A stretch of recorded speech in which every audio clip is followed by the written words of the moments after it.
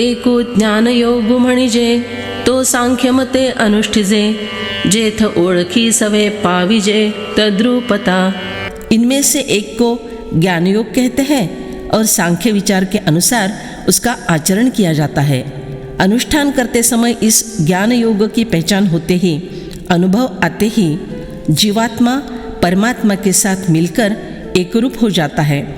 येरू कर्मयोग जाण जेथ साधक निपुण होऊन या निर्वाण पावती वेळे। दूसरा कर्मयोग है जिसे तुम जान लो, जिसमें साधक जन निष्णात अधिकार संपन्न होने के बाद उचित अवसर आने पर परमगति को प्राप्त होते हैं। हे मार्ग आहाती तरी दोनी परी एक वाटती निदानी जैसी सिद्ध साध्य भोजनी वृत्ति एकी। प्रथमतः ये दोनों मार्ग पृथक पृथक जान पड़ते हैं, परंतु परिणाम की दृष्टि से एक ध्येय में आकर मिलते हैं। जिस प्रकार पका हुआ भोजन तुरंत खा सकते, यदि भोजन पका के फिर खाना हो तब देर लगती है, परंतु दोनों समय भोजन में क्षुधा शांति की एक वृत्ति होती है। का पूर्वा परसरिता भिन्ना दिसती वाहता मग सिंधु मिळणी ऐक्यता पावती शेषी। अथवा पूर्व वाहिनी तथा पश्चिम वाहिनी नदियाँ प्रवाह के कारण दो अलग अलग दृष्टिगोचर होती है, परंतु अंत में समुद्र में मिलते ही एक रूपता को प्राप्त होती है। तैसी दोन्ही ये मते सूचिती एकाची कारणाते परी उपास्ती योग्यते आधीन असे। इसी प्रकार ये दोनों ज्ञान और कर्म मार्ग एक ही ध्येय को सूचित करते हैं, परंतु उनमें से कौन से मार्ग की उपासना करनी है यह उपासक के अधिकार पर निर्भर है। जैसा अधिकार वैसी उपासना। देखे उत्पवना सरिसा पक्षिया फळासी झोंबे जैसा सांघे नरु केवी तैसा पावे वेगे। देखो पंछी तो उड़ते ही जिस प्रकार झट से फल तक पहुंच जाता है, परंतु उतने वेग से पक्षी की भांति मनुष्य क्या उस फल तक कभी पहुंच सकता है? तुम ही बताओ। तो ही हळू हळू ढाळे केतुके नि एके वेळे मार्गाचे निबळे निश्चित टाके। वह मनुष्य तो मंद गति से एक डाल से दूसरे डाल के सहारे क्रम क्रम से आगे बढ़ता हुआ मार्ग के आधार से कुछ एक समय के बाद निश्चित ही फल तक पहुंच ही जाता है। तैसे विहंगमते अधिष्ठूनी ज्ञानाते सांख्य सद्य मोक्षाते आकळीती। बस उसी विहंग न्यायानुसार पक्षी वाली पद्धति से ज्ञान मार्ग के आधार से ज्ञान योगी तत्काल मोक्ष अपने स्वाधीन कर लेते हैं। येर योगी कर्माधारे विहिते निजाचारे पूर्णतावसरे पावते होती। दूसरे जो कर्मयोगी हैं वे कर्म मार्ग के आश्रय से शास्त्र ने मर्यादित किए हुए स्वधर्माचरण से उचित समय आते ही पूर्णता अर्थात मोक्ष को प्राप्त करते हैं। यह पिपीलिका मार्ग है।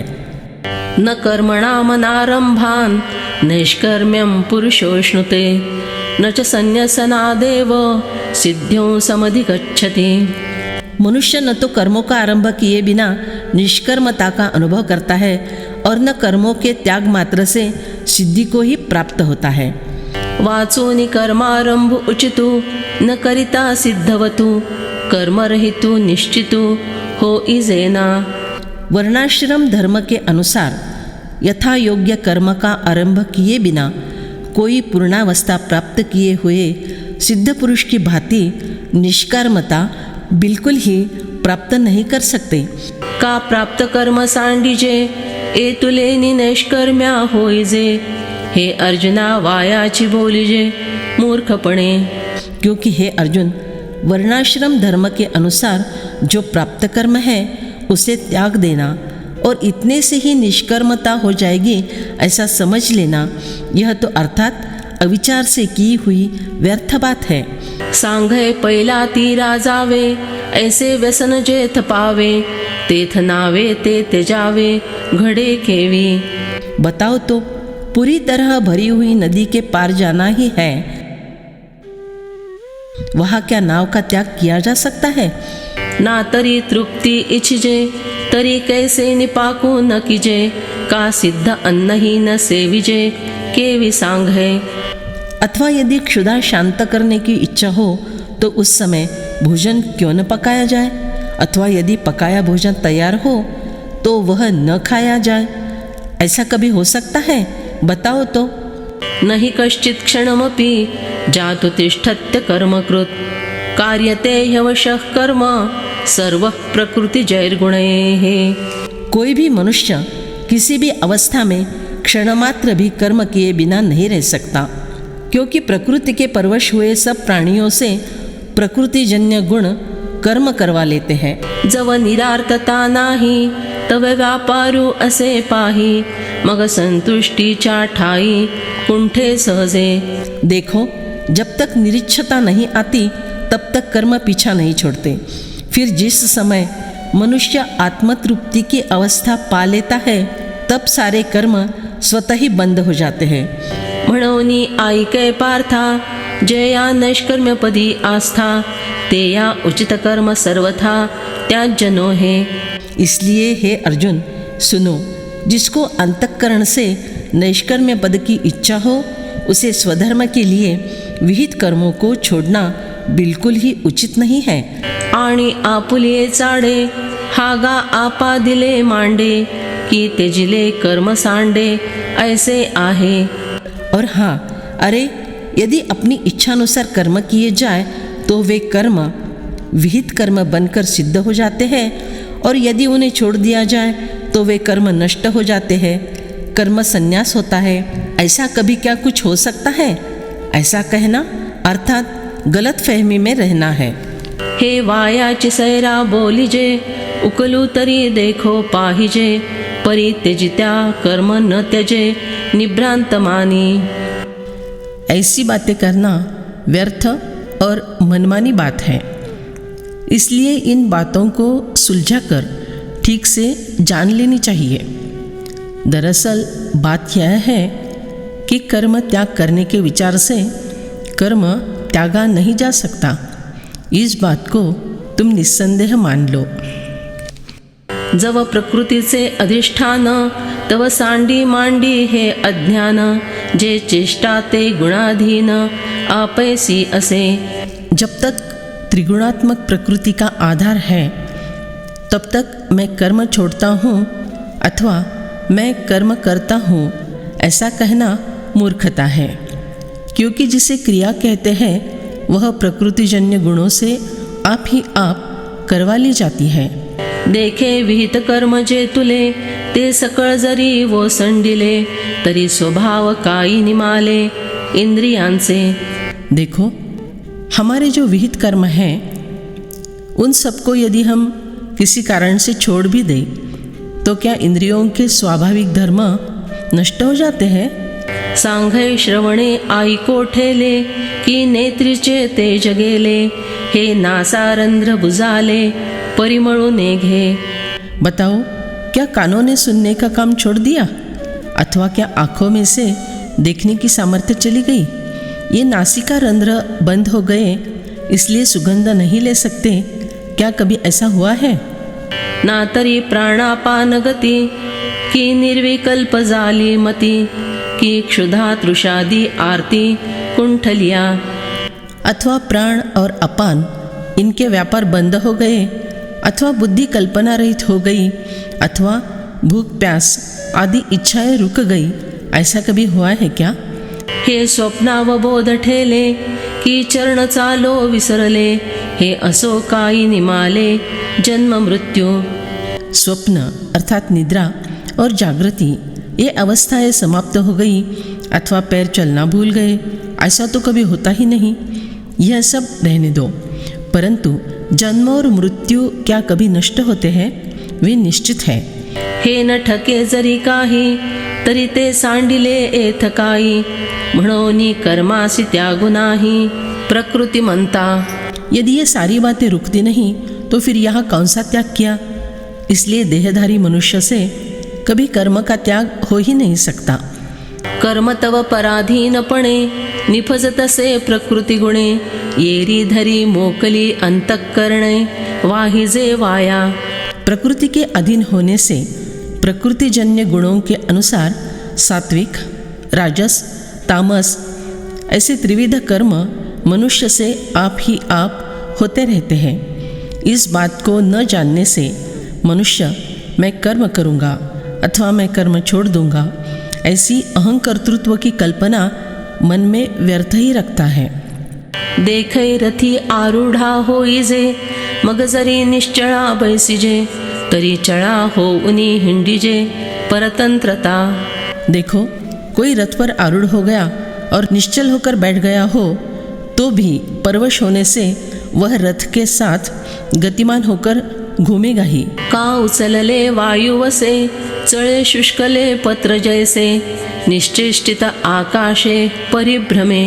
अथवा जिस प्रकार सूखा पत्ता चलती हवा के साथ ऊपर उठकर उड़ने लगता है, स्वतः क्रियाशून्य रहकर भी वह आकाश में चक्कर काटते रहता है, तैसे प्रकृति आधारे कर्मेंद्रियादि विकारे निष्कर्म्यो व्यापारे निरंतर। उसी प्रकार निष्कर्म अवस्था को प्राप्त हुआ पुरुष प्रकृति के आश्रय से कर्मेंद्रिय आदियों के विकारों के कारण सदैव क्रिया करते रहता है। म्हणोनी संगुजवरी प्रकृतीचा तववरी त्यागून घडे कर्माचा ऐसे याही करू म्हणती ते यांचा आग्रहोची उरे। इसीलिए जब तक प्रकृति का संग बना हुआ है तब तक कर्म का त्याग हो ही नहीं सकता। इस पर भी जो लोग कहते हैं कि हम कर्म का त्याग करेंगे, उनका यह कथन बचा हुआ सिर्फ आग्रह ही है। कर्मेंद्रियाणि संयम्य य आस्ते मनसा स्मरन् इंद्रियार्थान् विमूढात्मा मिथ्याचार स उच्यते। जो कर्मेंद्रियों संपूर्ण इंद्रियों को हठपूर्वक रोककर मन से इंद्रियों के विषयों का चिंतन करते हुए बैठता है, वह मूढ़ बुद्धि वाला मनुष्य मिथ्याचारी अर्थात मिथ्या आचरण करने वाला कहा जाता है। जे उचित कर्म सांडीती मग निष्कर्म हो पाहाती परी कर्मेंद्रिय प्रवृत्ति निरुंधोनी। जो लोग प्राप्त हुए विहित कर्म का परित्याग करते हैं और फिर निष्कर्म्य स्थिति तक पहुंचना चाहते हैं, परंतु केवल कर्मेंद्रियों के प्रवृत्ति का निरोध करके। ते या कर्म त्यागून घडे जे कर्तव्य मनी सापडे वरी नटती फुडे दरिद्र जाण। उनके द्वारा सच्चा कर्म त्याग नहीं होता, क्योंकि उनके मन में कर्तव्य बुद्धि रहती है। बाहर से वे कर्म त्याग का स्वांग लेकर शान से घूमते हैं। वे पक्के कर्म दरिद्री मिथ्याचारी है, ऐसा तुम जानो।